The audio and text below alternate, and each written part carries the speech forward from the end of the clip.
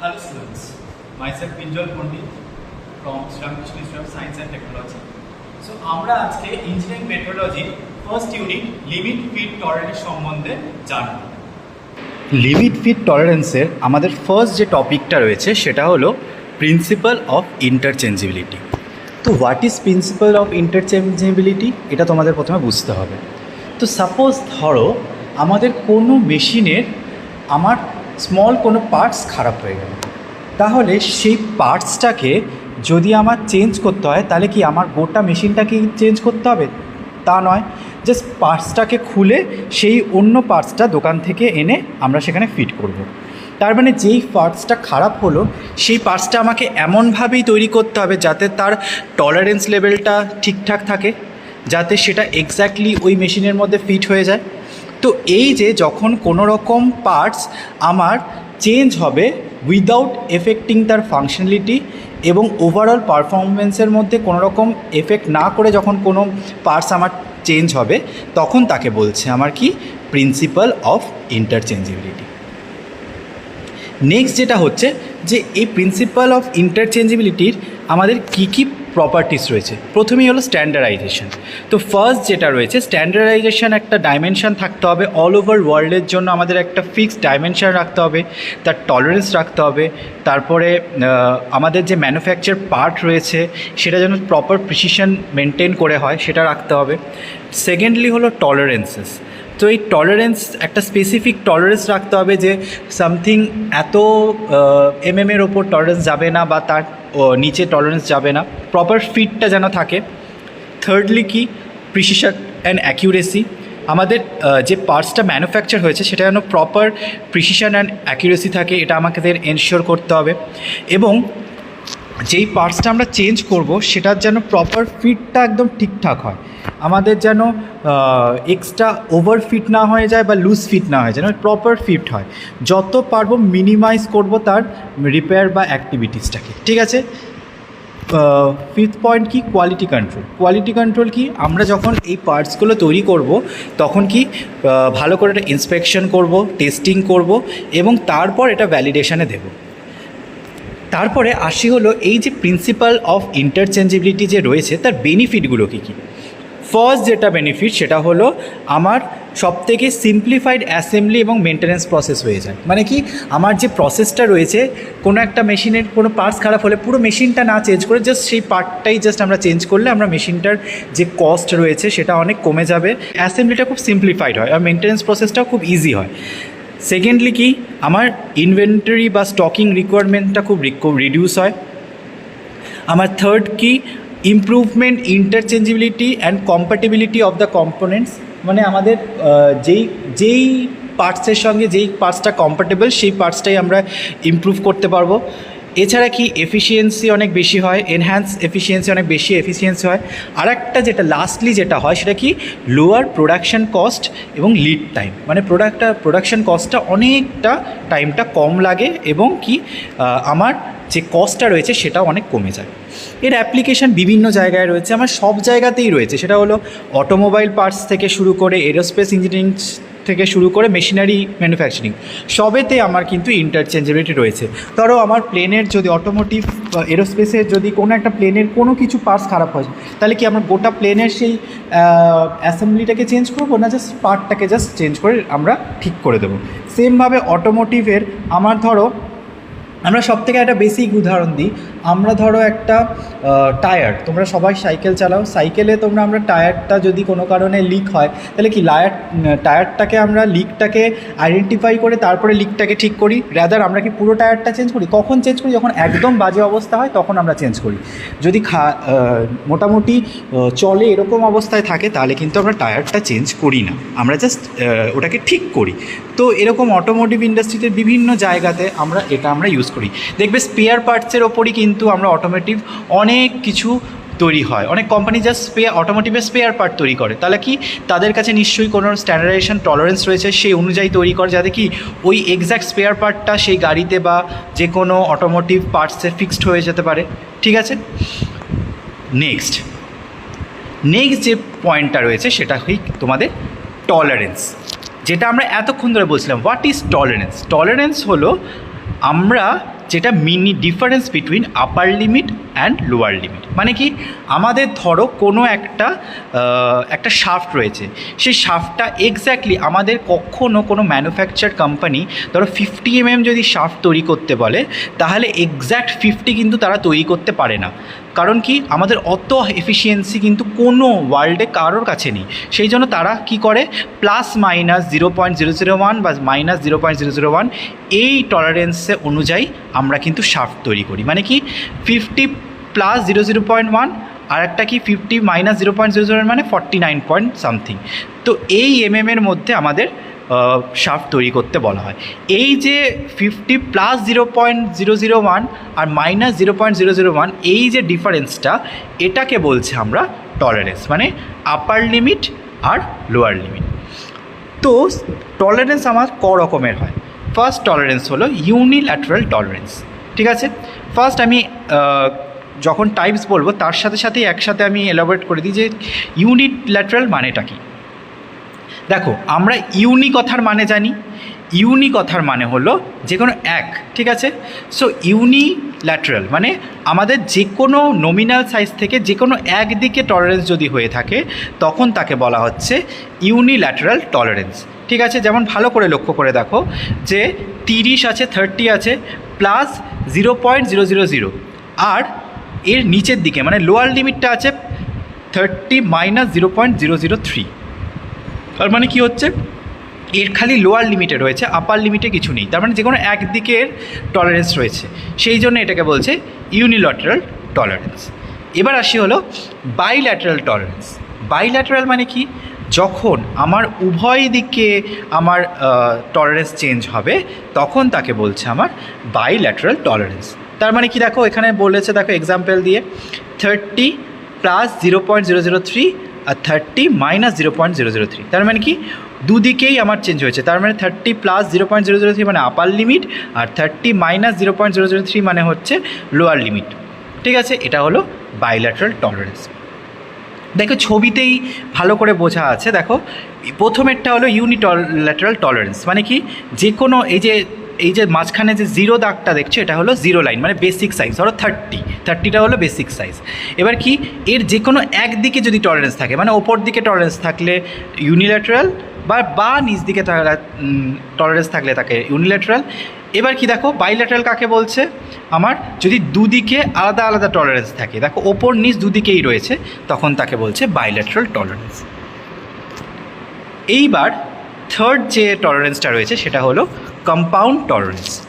Compound tolerance মানে, আমরা ভালো করে লক্ষ্য করে দেখো, আমরা শুধু কিন্তু ভার্টিক্যালি যে টলারেন্সটা চেঞ্জ হচ্ছে সেটা আমরা দেখছি।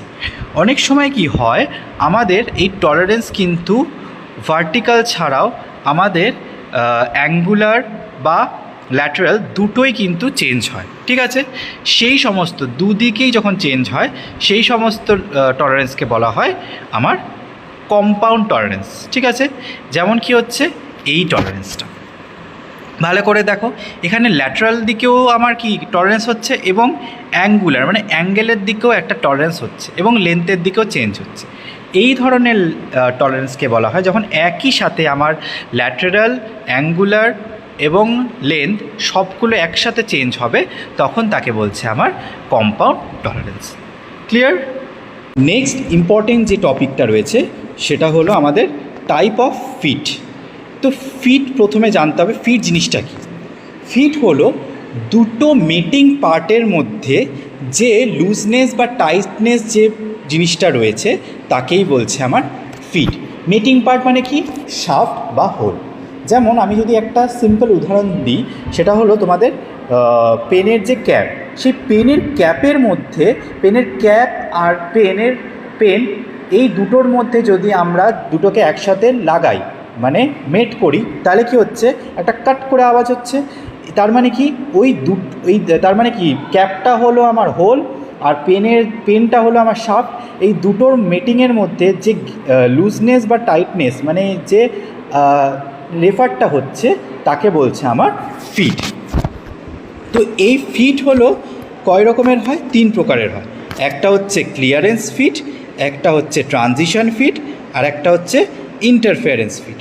তো ভালো করে লক্ষ্য করলে এখানে দেখতে পারবে যে ক্লিয়ারেন্স ফিট কাকে বলছে। ক্লিয়ারেন্স ফিট মানে যখন হোল আর শাফটের মধ্যে যদি আমার অনেকটা পরিমাণে গ্যাপ থাকে, মানে ক্লিয়ারেন্স থাকে, তখন তাকে বলছে আমার ক্লিয়ারেন্স ফিট।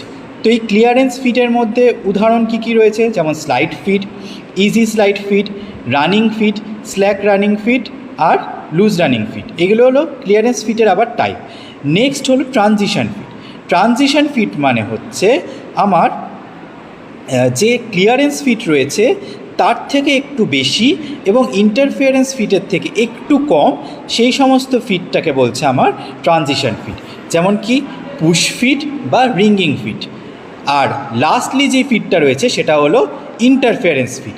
ইন্টারফিয়ারেন্স ফিট কাকে বলছে, যেটা হলো আমার হোলের থেকে শাফটের সাইজটা বেশি হয় এবং যাকে পুশ করে বেশিরভাগ ঢোকাতে হয়, সেই সমস্ত ফিটকে বলা হচ্ছে ইন্টারফিয়ারেন্স ফিট।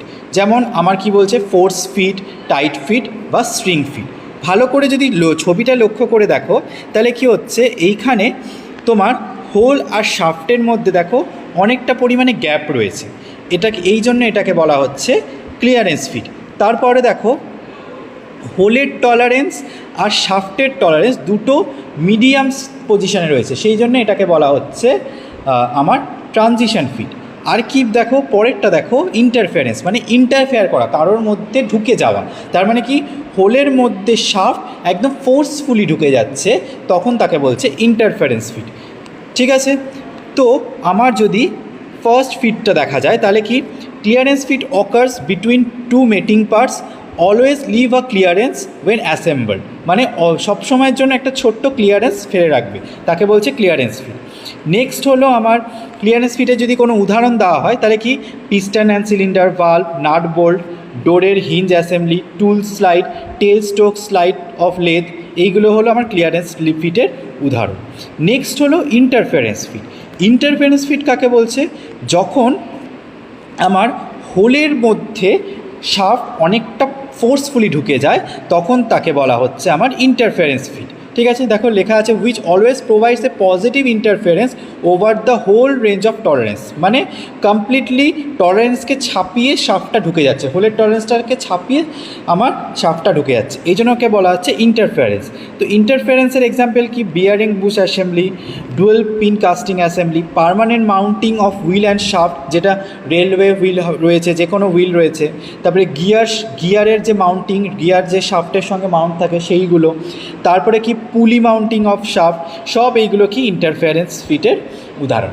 আর ট্রানজিশন ফিটকে বলছে কি, যে এই ট্রানজিশন ফিট হলো এমন একটা ফিট ওয়েদার ইট ইজ ক্লিয়ারেন্সও হতে পারে অর ইন্টারফিয়ারেন্সও হতে পারে। তো এর উদাহরণগুলো কি কি রয়েছে, আমার শাফট কি রয়েছে, কাপল রিং অ্যান্ড রিসেস রয়েছে, বিয়ারিং অ্যাসেম্বলি, পুলি অ্যাসেম্বলি, তারপরে গিয়ার স্লিপ বুশিং, এই সমস্তগুলো হলো ট্রানজিশন ফিটের উদাহরণ।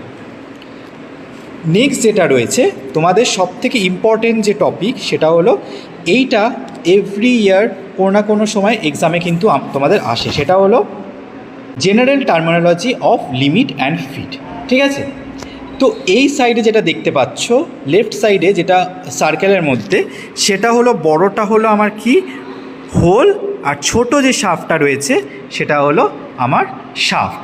ঠিক আছে, তো হোলে দেখো দুটো বড় যে হোলে দুটো শাফট রয়েছে, যেটা দেখো দুটোর মাঝখানে কিছু ডট ডট পজিশন রয়েছে, সেটা হলো টলারেন্স জোন। ঠিক আছে, সেম দুটোর ক্ষেত্রেই রয়েছে, হোলেও রয়েছে শাফটেও রয়েছে। এবার এটাকেই আমার ক্রস সেকশন করে আমার হরাইজেন্টালি দেখানো হয়েছে। তো ভালো করে দেখো যে মাঝখানে একটা জিরো লাইন রয়েছে, এই জিরো লাইনের সব থেকে আমি শাফটটা থেকে শুরু করি, শাফটটাতে জিরো লাইন থেকে একদম লোয়ার লিমিটটা, সেটাকে বলা হচ্ছে কি মিনিমাম ডায়া, আর ম্যাক্সিমাম আর আপার লিমিটটাকে বলছে ম্যাক্সিমাম ডায়া। ঠিক আছে, এবার কি এই যে দুটো ম্যাক্সিমাম আর মিনিমামের মাঝখানে সেটাকে বলছে টলারেন্স। আর এখানে সেমভাবে হোলের ক্ষেত্রেও আমার কি, যেটা হোলের টপে রয়েছে সেটা হলো ম্যাক্সিমাম ডায়া, যেটা নিচে রয়েছে সেটা হলো মিনিমাম ডায়া, আর দুটোর যে ডেভিয়েশন তাকে বলা হচ্ছে টলারেন্স জোন। এবার কি ভালো করে লক্ষ্য করো যে হোলের যে লোয়ার লিমিট আর শাফটের যে আপার লিমিট, এর মাঝখানের যে ডিস্টেন্স, তাকে কিন্তু আমার বলা হচ্ছে কি আমার মিনিমাম ক্লিয়ারেন্স। আর হোলের যদি আপার লিমিট থাকে আর শাফটের যদি লোয়ার লিমিট থাকে তাকে বলা হচ্ছে আমার ম্যাক্সিমাম ক্লিয়ারেন্স। ঠিক আছে, এই জিনিসটা আমি একটা ম্যাথ যখন করাবো তখন ভালো করে বুঝিয়ে দেবো। তো এখানে এই যে টপিকটা রয়েছে এটা ভালো করে এখানে দেখবে, দেখে তোমরা এই দেখো বেসিক সাইজ কাকে বলছে, অ্যাকচুয়াল সাইজ কাকে বলছে, অ্যালোয়েন্স কাকে বলছে, আপার ডেভিয়েশন লোয়ার ডেভিয়েশন কাকে বলছে, এইগুলো টলারেন্স জোন কাকে বলছে, এইগুলো ভালো করে তোমরা দেখে নেবে। দেখো প্রত্যেক কটাই রয়েছে। এইবার যেটা মেন যে টপিকটা সেটা হলো আমার hole and shaft basis system. আমার দু রকমের বেসিস সিস্টেম হয়, একটা হলো হোল বেসিস সিস্টেম, একটা হলো শাফট বেসিস সিস্টেম। তো প্রথম যে আমার লেফট সাইডে যে পিকচারটা রয়েছে এটা হলো hole basis system. Hole basis সিস্টেমে কি থাকে, হোলটা কনস্ট্যান্ট থাকে এবং শাফটগুলো চেঞ্জ হয় অ্যাকর্ডিং টু দ্য ফিট। দেখো একদম 1 নম্বরে যেটা সেটা হচ্ছে ক্লিয়ারেন্স ফিট, 2 নম্বরেরটা হলো ট্রানজিশন ফিট, আর 3 নম্বরেরটা হলো আমার কি ইন্টারফারেন্স ফিট। দেখো এখানে হোলটা কিন্তু আমার স্টপ মানে কনস্ট্যান্ট, সেই জন্য যদি হোল যেখানে কনস্ট্যান্ট সে তাকে বলছে হোল বেসিস সিস্টেম। আর শাফটের ক্ষেত্রে দেখো শাফটটা কনস্ট্যান্ট, হোলটা চেঞ্জ হচ্ছে। 1 নম্বরটা দেখো বেড়ে একটু দুটোর মধ্যে গ্যাপ রয়েছে তার মানে কি ক্লিয়ারেন্স ফিট, তারপরটা কি আইদার ক্লিয়ারেন্স অর ইন্টারফেরেন্স মানে ট্রানজিশন ফিট, তারপরে কি আমার শাফটটা কি হোলের মধ্যে ঢুকে গেছে তার মানে এটা ইন্টারফারেন্স ফিট। ঠিক আছে, এই দেখো এখানে সেটাও লেখা রয়েছে যে in hole basis system hole is kept constant and the shaft upper lower deviation value determine the type of fit. আর শাফট বেসিস সিস্টেমে shaft is kept constant and hole of upper and lower deviation value determine the fit. এইবার এই hole basis and shaft বেসিসের কিছু numerical problem রয়েছে। এই first নিউমেরিক্যালটাই তোমাদের আমি বোঝাচ্ছি। তো প্রথম যে নিউমেরিক্যালটা রয়েছে ভালো করে দেখো কি বলেছে, a medium force fit on a 75 mm shaft requires hole tolerance and shaft tolerance each equal to 0.225 mm and maximum interference 0.0375 mm. Determine the proper hole and shaft dimension with the basis hole standard. মানে whole বেসিসটাকে ধরে আমাকে করতে হবে। তার মানে এখানে দেখো বলে দিয়েছে, এই ছবিটা খুব মাস্ট, এখানে হোল আর শাফট বলেছে। ঠিক আছে, এখানে হোলের যে টলারেন্সটা বলে দিয়েছে কত 0.005, দেখো টলারেন্সটা সেটা লিখিয়ে দিয়েছি 0.005। এবং যেহেতু দেখো এখানে অলরেডি বলেছে ম্যাক্সিমাম ইন্টারফারেন্স, তার মানে বোঝাই যাচ্ছে এখানে শাফটটা বড় হবে হোলটা ছোটো হবে, দুটো তার মানে শাফটটা হোলকে ছাপিয়ে চলে যাবে, তার মানে এই দুটোর মাঝখানে ডিস্টেন্সটা কত হবে 0.035। ঠিক আছে, তো আসি হলো এখানে। তো মিনিমাম ডায়ামিটার মানে কি লোয়ার লিমিট অফ হোল কত হবে, আমার লোয়ার লিমিট অলওয়েজ 75, আর আপার লিমিট কত হবে 75 প্লাস 0.005 মানে 75.225। এবার কি লোয়ার লিমিট অফ শাফট আর আপার লিমিট অফ শাফট, তাহলে লোয়ার লিমিট অফ শাফটের জন্য কি করতে হবে আমার কি 75.225 যেটা আপার লিমিট অফ হোল ছিল সেটার সঙ্গে প্লাস 0.00035কে যোগ করতে হবে, তাহলে লোয়ার লিমিট অফ শাফট পেয়ে যাব। এবং তার সঙ্গে আবার 0.225কে যোগ করলে আমরা আপার লিমিট অফ শাফট পেয়ে যাব। এইভাবে আমরা অঙ্কগুলো করে থাকি। সেমভাবে এই অঙ্কটাও আমার একই রকমভাবে রয়েছে। এইবার আসি তোমাদেরকে কিছু important hole and shaft basis সিস্টেমের যে ধরনের অঙ্কগুলো আসে সেই অঙ্কগুলো তোমাদের সঙ্গে শেয়ার করি এখন।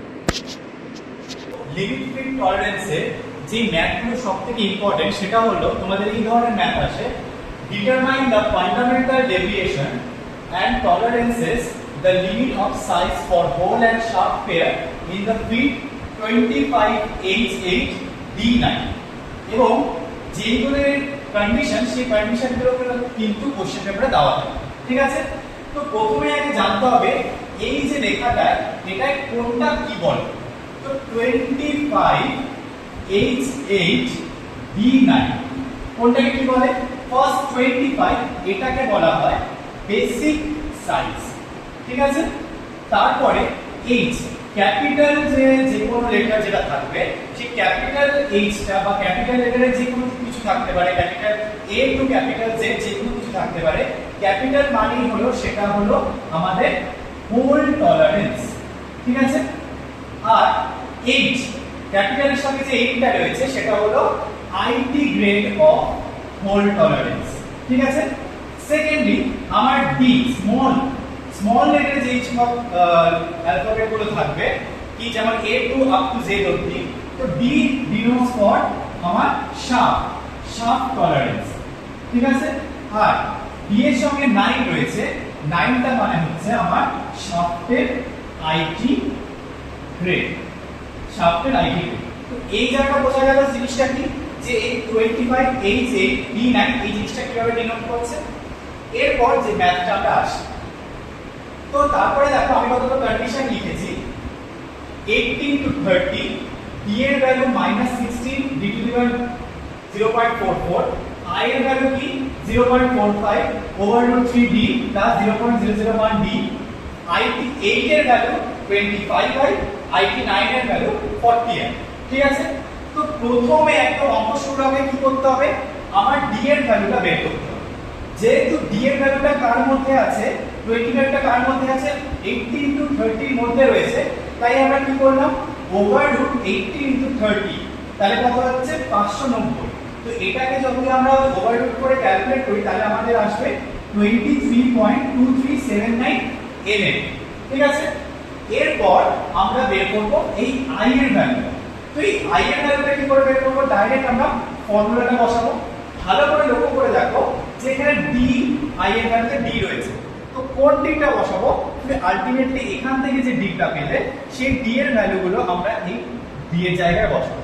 তো ডি এর জায়গায় বসানোর পর আমরা যে ভ্যালুটা পাবো কত, 1.3074 মাইক্রন মিটার, ঠিক আছে। তো এই মাইক্রোমিটারটা তোমরা এমএম এ কনভার্ট করে নিতে পারো এখন, বা পরে যখন আমরা আবার করব তখন কিন্তু ডিরেক্ট আমরা তখনও মাইক্রো এমএম এ কনভার্ট করে নিতে পারি। তো আমরা এক কাজ করছি না, পরের দিকে আমরা কনভার্ট করব। নেক্সট, এরপর আমরা ম্যাথের সেকেন্ড স্টেজে যাব। তো এখানে কি বলেছে দেখো, h টা 0 তে, তো প্রথমে আগে ভালো করে দেখতে হবে, বুঝতে হবে যে আমরা h টা 0 তে কেন বলবো। তো আমরা যদি এই ছবিটা ভালো করে লক্ষ্য করি, এই ছবিটার মধ্যে দেখতে পাচ্ছ যে এই দিকে যেটা রয়েছে এটা হলো fundamental deviation letter for hole basis, মানে হোলের জন্য ক্যাপিটাল H। আর আমার ডান দিকে যেটা রয়েছে সেটা কি fundamental deviation letter for sharp basis, small h, ঠিক আছে। তো ভালো করে দেখো এখানে এ বি সি ডি থেকে আপ টু জেড অবধি সব রয়েছে, আর এই যে লাইনটা দেখছো ব্ল্যাক কালারের লাইনটা, এটা হচ্ছে বেসিক সাইজ। তো সবথেকে ভালো করে দেখো এই বেসিক সাইজের ঠিক উপরে আমার h টা রয়েছে, ঠিক আছে। তার মানে কি h এর ভ্যালুটা এখানে নেব আমরা কি 0। তারপরে আমার সঙ্গে কি রয়েছে, d রয়েছে। তো d এর ভ্যালুটা দেখো, স্মল এর d এর ভ্যালুটা কোথায় রয়েছে, আমার d এর ভ্যালুটা ঠিক রয়েছে কত, এই বেসিক যে সাইজটা রয়েছে তার থেকে এতটা নিচে। তার মানে কি হোল আর শাফটের মধ্যে ডিফারেন্সটা আমার এতটা। তো অঙ্ক করার ক্ষেত্রে আমরা প্রথমেই যেটা করব, আমরা একটা ছবিটা এঁকে, কোন ছবিটা, আমরা এই যে ছবি একটা, এই ছবিটা এঁকে, এই ছবিটা এঁকে। তো এইটা আমাদের কি, এইটা আমাদের বেসিক সাইজ, এইটা কি আমাদের হোল, আর ঠিক তার নিচে রয়েছে এটা আমাদের ডি মানে শাফট, ঠিক আছে। এইবার আসি হলো আমরা ম্যাথে যখন আসবো তখন ভালো করে লক্ষ্য করে দেখো, কি বললাম, এইচ এর ভ্যালুটা কোথায় রয়েছে, আমার বেসিক লাইনের উপরে রয়েছে, তার মানে কি এইচ এর ভ্যালুটা হচ্ছে 0। তো আবার এইচ এর সঙ্গে আমার কি রয়েছে, এইচ মানে IT8 এর ভ্যালু বের করতে হবে। তো একদম কন্ডিশনে আমার IT8 এর ভ্যালুটা কিন্তু বলে দেওয়া রয়েছে, কত, 25i। তাহলে কি 25i এর ভ্যালু কত, 1.307, তাহলে এটা গুণ করলে কত হবে, 32.68 মাইক্রন মিটার। এবার এইটাকে আমরা যখন mm এ কনভার্ট করব তখন 1000 দিয়ে ডিভাইড করব, ঠিক আছে। 1000 দিয়ে যখন ডিভাইড করব, তো 1000 দিয়ে ডিভাইড করব, তো 1000 দিয়ে যখন ডিভাইড করব তখন কত আসবে, 0.033। তোমরা এখন কোশ্চেন করতে পারো, স্যার এটা তো আছে 1000 দিয়ে ডিভাইড করলে তো হবে 0.032 হবে। তো ভালো করে দেখো 0.02326 মানে কি 3 হয়ে যাচ্ছে, সেই জন্য ডিরেক্ট আমি 3 করে দিলাম, 0.033। এইবার আমার ফার্স্ট অংশটা হয়ে গেল, মানে 25H8 যেটা এতটা কমপ্লিট। এবার বাকি কি D9, এই Dটা বাকি আর 9টা বাকি। তো D এর যে ভ্যালুটা, এই D এর ভ্যালুটা আমি কোথায় পেয়েছি, আমার অলরেডি দেওয়া আছে, আমার কোশ্চেনে দেওয়া রয়েছে। ডি এর ভ্যালু কত? D is equal to -16 T to the power 0.4। তো ডি এর ভ্যালুটা যখন দেব তাহলে কি ডি এর ভ্যালুটা -16 ডি টু দি পাওয়ার 0.44 করেছি। এবার ডি এর ভ্যালুটা এখানে বসিয়েছি, আমার ক্যালকুলেট করে মান কত এসেছে -63.86 মাইক্রন মিটার। এবার সেম ভাবে এটাকেও আমরা এমএম এ কনভার্ট করব, কত হলো 0.06। তার মানে আমরা ডি টা কমপ্লিট।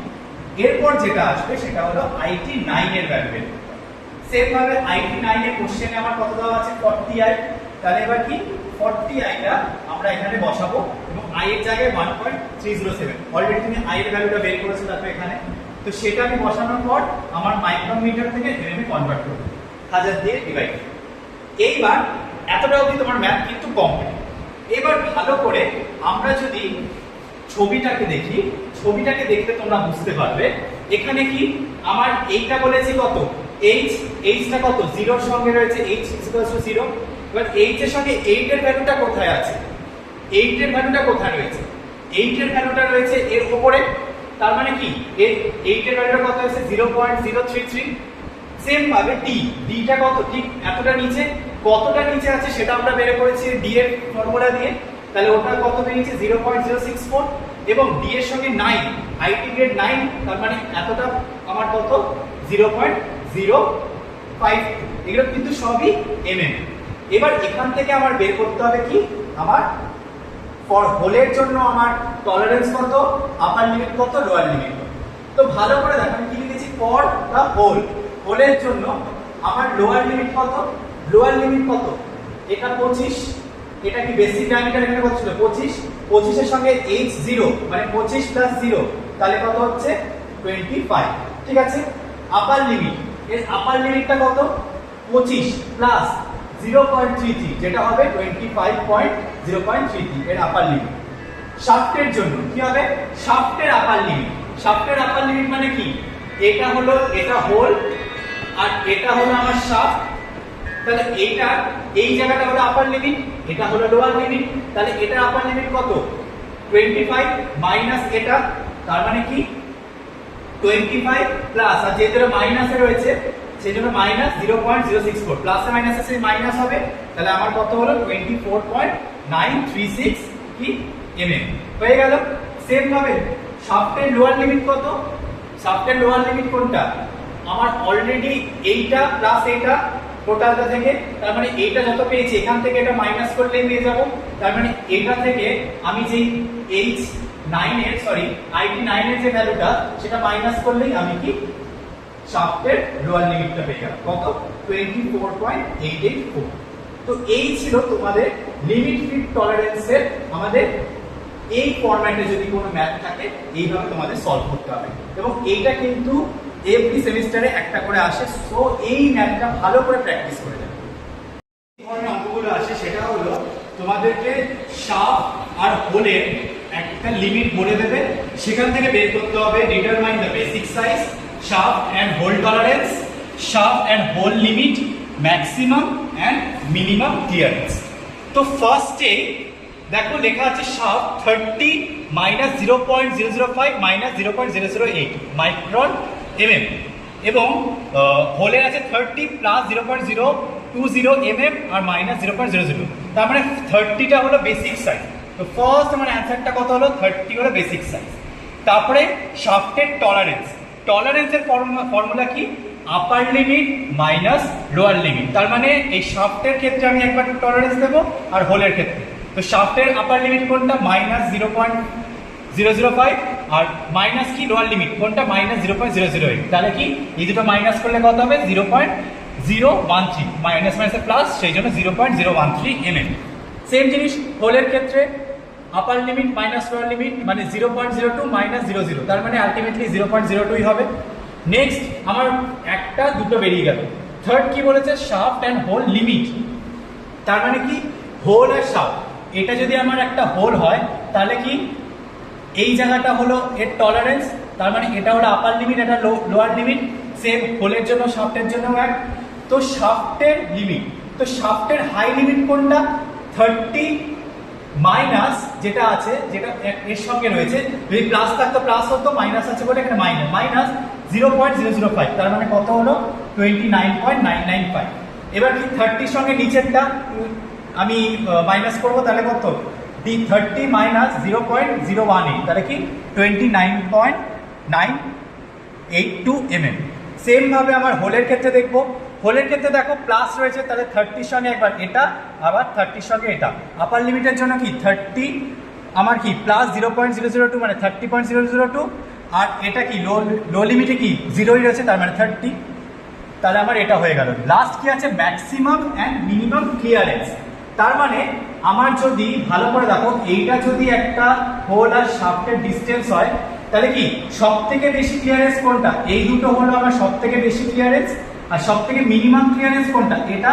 তাহলে কি আমার ম্যাক্সিমাম ক্লিয়ারেন্স কি, আপার লিমিট অফ হোল আর lower limit of shaft. Same ভাবে আমার এটাও দেওয়া আছে, দেখো ম্যাক্সিমাম ক্লিয়ারেন্স আমার কি 30.02, মানে আপার লিমিট অফ হোল 30.02 আর লোয়ার লিমিট অফ শাফট 29.92, তাহলে এটা হয়ে গেল ম্যাক্সিমাম।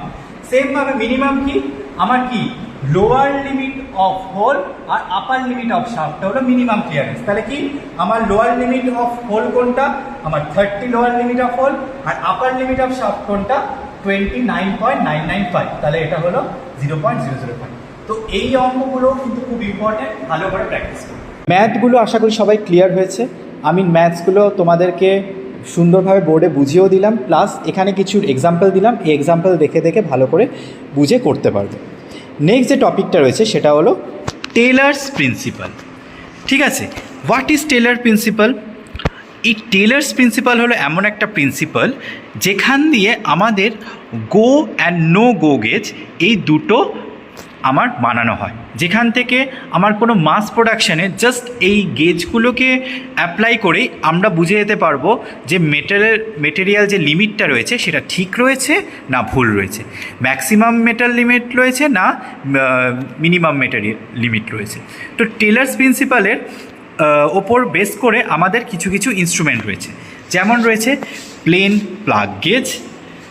এই প্লাগ গেজ কীরকম দেখতে, এরকম হয় প্লাগ গেজ। এই প্লাগ গেজ দিয়ে বেশিরভাগ আমরা মেজার করি হলো inner diameter of any shaft. ঠিক আছে, শাফটের কোনো ইনার ডায়ামিটার মেজার করি। আর একটা যে ইনস্ট্রুমেন্ট আছে সেটা হলো প্লেন রিং গেজ।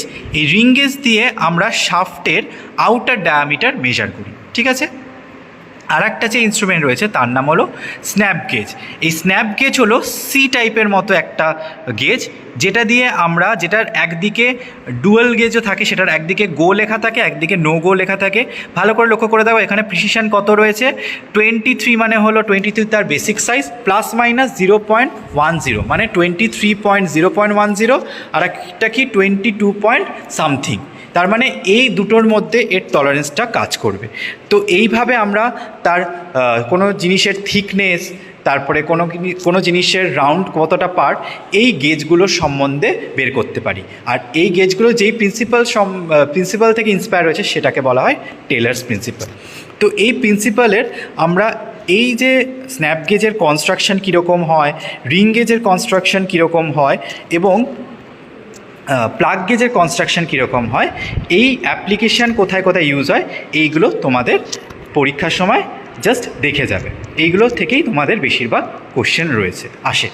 অ্যাপ্লিকেশান যেমন প্লাগ গেজের কোথায় আমি তোমাকে বললামই, যে কোনো শাফটের ইনার পার্ট মেজার করার জন্য, ইনার ডায়ামিটার মেজার করার জন্য ইউজ হয়।